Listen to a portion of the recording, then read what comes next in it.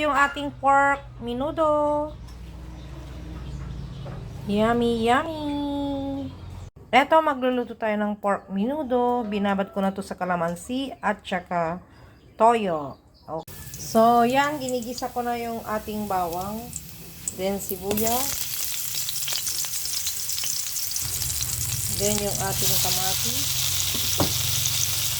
Ihulog na natin yung marinated na karne.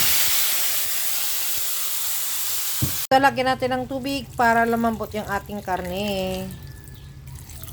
Kumukulo-kulo na yung ating karne, lagay na natin yung ating patatas at carrots.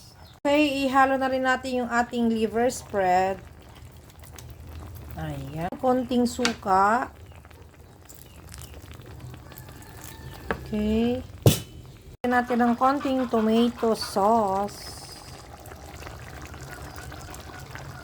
Natin ng pepper at syempre konting sugar para mabalance po yung lasa niya. Okay. Lagyan ko ng konting cheese, depende na sa inyo kasi meron ako, at nilagay ko yung ating dry peas. Ayan. Depende na rin sa inyo yan kung gusto nyo lagyan or hindi. Okay, hintayin na natin itong maluto hanggang mamaya.